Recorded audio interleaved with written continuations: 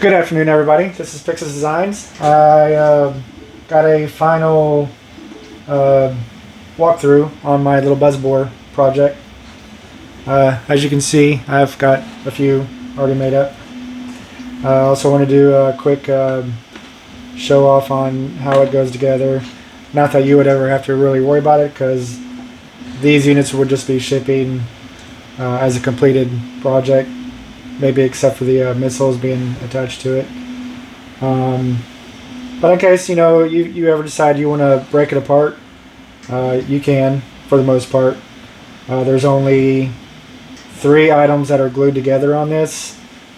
That would be the Cobra logo and the rear engine details. So those would be permanently glued to the main body. Everything else would be able to be pulled apart.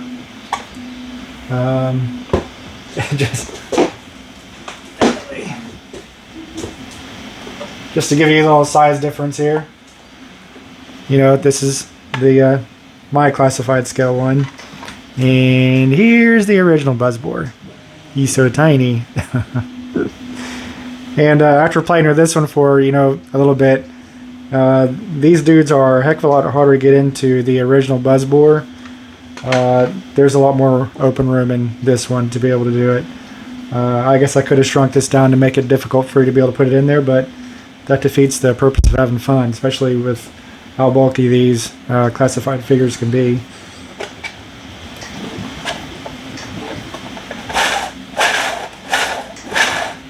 And yes, it's going the wrong way. We'll go the other way. There we go. For those that happen to tell me that it's going the wrong way. So anyways, here we go. My original prototype one actually had it was a mess. I actually had this whole thing printing up all at one time, and there just became so much of an issue with a support structure that had to be printed up to support this upper area, and it was a lot harder to clean off, and it was just so much more to see. Where if I just split everything into 4 different pieces and have a narrow section be able to be printed going up, the visible support is much more concentrated, much smaller, and a lot easier to clean up.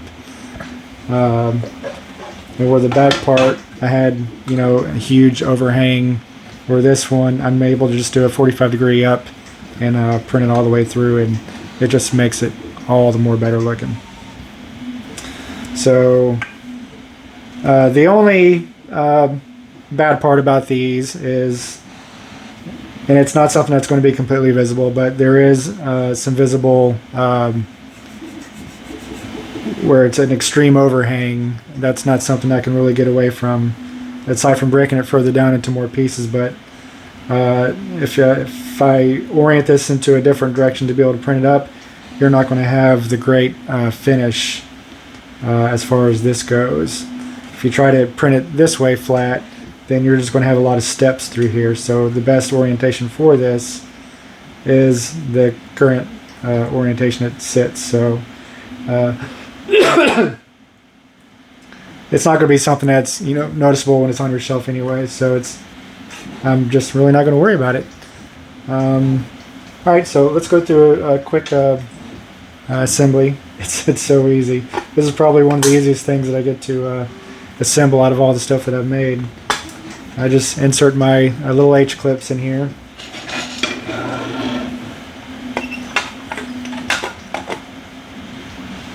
Put this piece on.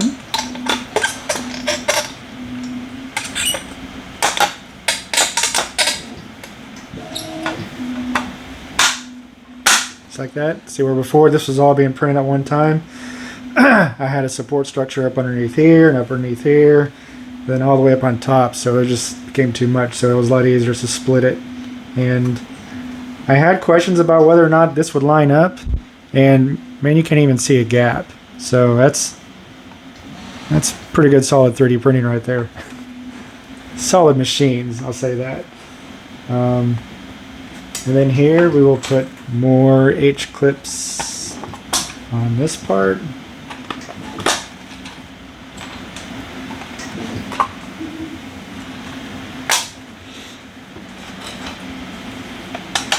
And then the ring of death is put in there. See how freely it spins. And then the other side we start to attach.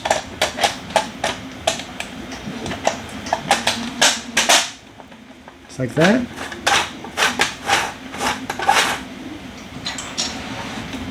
And this H-clip goes in there. And at this point it's usually a lot easier for me to stick my little monitor in here. This is obviously something that was not on the original toy. I'm not sure how they were able to see where they were going. Sorry. I'm not sure how they were able to see where they were going in this thing. Maybe they just always drove around with the window open. I have no idea, but you know what? That's still going backwards. I may have to rotate all my blades back anyways. Anyways. So from here we just put the door in. What I like to do with all moving parts is I like to add this little 3-in-1 sewing machine oil. It just makes everything go in a lot easier, and it lubes it up really well.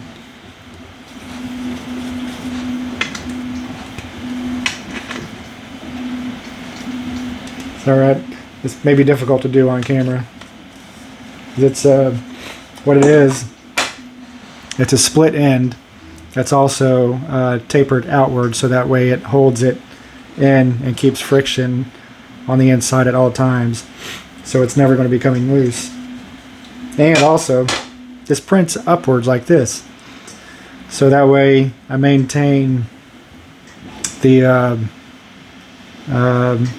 strength of the 3D printing whenever it's doing all this stuff up, so it's not ringed going this way. It would snap way too easy. So with it printing this way all the way up, you get the better shine on the outside and the strength of the embedded pin. So a little engineering insight there of how I do some of my modeling.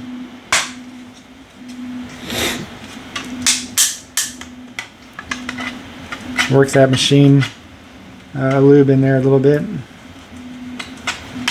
just like that, and it's done. And then you just line up well, I guess I need to do the seat. And there is a little control handle. Yeah, you can't get focus on it. Focus.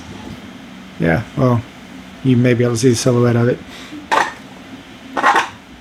And I'm not gluing these in there just because it's really not needed. They're not going to go anywhere. I may have to put this down a little bit so you can see. And so I can see.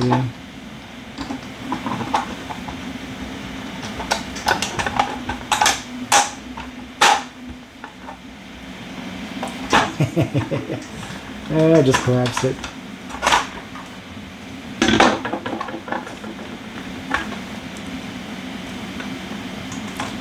Oopsie. Yeah, they're good sometimes, but you know, sometimes they break if you don't watch it. Lucky I got plenty.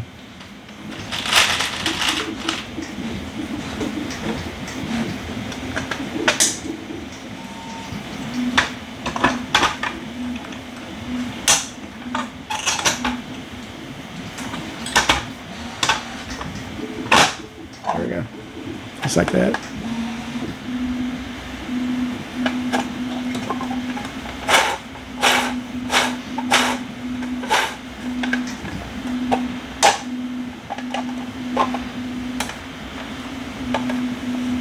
And just to show how easy a figure goes in there, you don't have to do the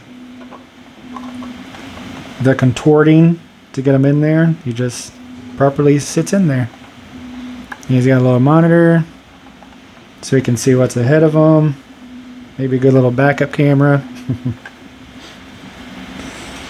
And then I just need to put the missile holders in.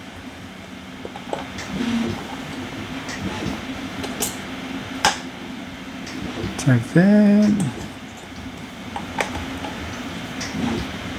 And there you go. Almost finished. I'm missing, I need to print more of these up, that's why I can't really show you the process of putting those on, so but you got the finished piece right here. Oh, the gun. I forgot the gun. Here's the gun.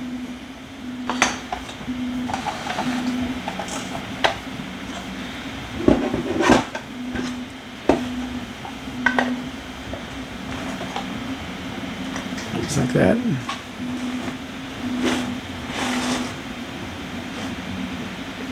And there you are. There's almost a finished army of buzzbores ready to take action.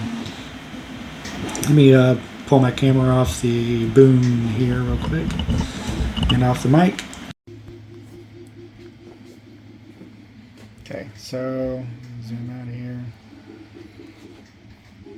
And we can give a better view of just well, maybe not that so much, that one. Here, let's get you over here. There you go.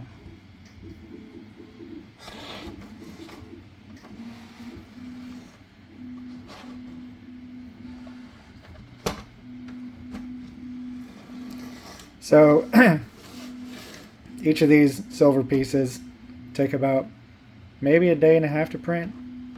I print this and the inner ring all at one time, and then this and this inner ring all at one time. So I basically have two printers going for each left and right side to be able to get snapped together. So it's a quick build, but they still take a while to print. And these pieces here I print at with a .2 nozzle. So running 4 pairs of these will take about almost 10 to 12 hours just to run these at a finer detail. You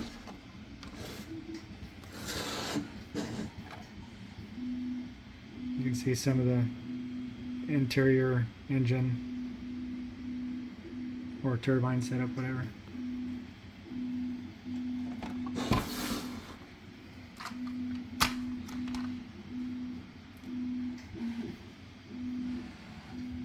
Pretty funny.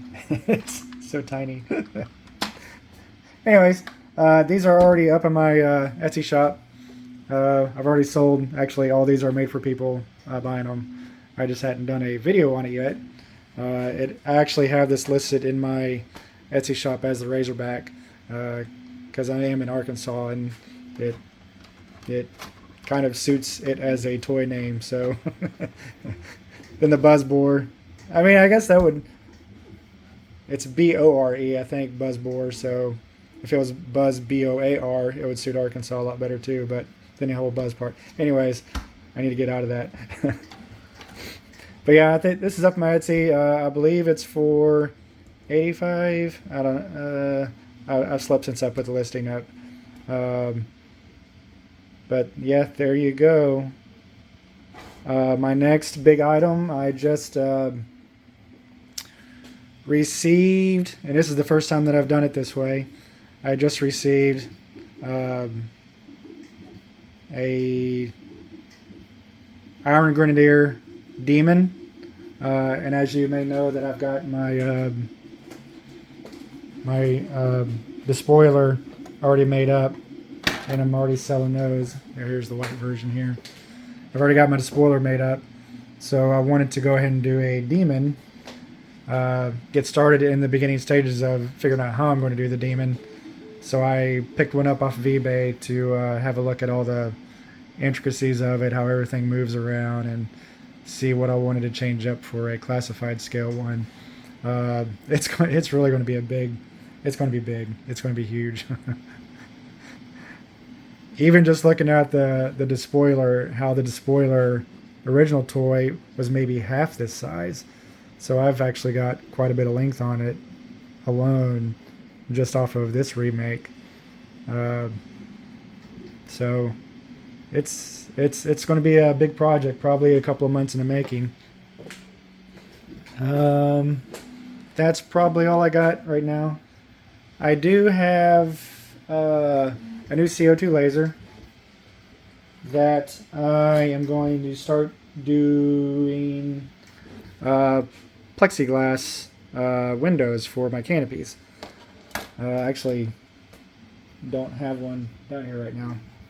I was dumb. I'm going to pause this and end up in my toy room here in a few minutes. Okay, so here I am in my toy room. There's the spoiler, and there's the demon. He's so tiny and cute. I can't wait to get started on this dude. But this is the plexiglass windshield right here. It just makes a whole big difference on how everything looks. And I wish I had the new plexiglass front for my Wraith as well, because it looks just really sharp as, man, I'll get out. Got some etching in there. So these are going to start being implemented on all my rip saws. And as soon as I can get the new front glass made up on the Wraith, I'll show you what it looks like. Actually, if you go to my Pixis Designs on Facebook, you'll be able to see. I have a picture of the new glass on a custom blue one that I did. It looks really sharp. And that's probably the end of this video. What I'm probably going to do, now that I'm talking about it, I'll probably show what it looks like for the CO2 laser to cut this acrylic glass, intermixed in between, sandwiched between these two videos. That way you can kind of see what it looks like in the process. I know maybe a lot of you are familiar with laser cutting. It's actually something I do for a living. I have big 6,000, 7,000 watt lasers that cut actual metal. But this is my first foray into a small 50 watt laser, personal laser. So you'll be seeing more stuff that I'll be doing along those lines as well too, which is another reason why I really was interested in doing the Demon, because this is going to be super easy to make. You know, I've got these, this will be easy to do in acrylic. So it'll be a real showstopper. So there's a reason why I pick the things that I pick. And it was just kind of a no-brainer to be able to do that. So, all right, that's it. This is Pixis Designs signing out.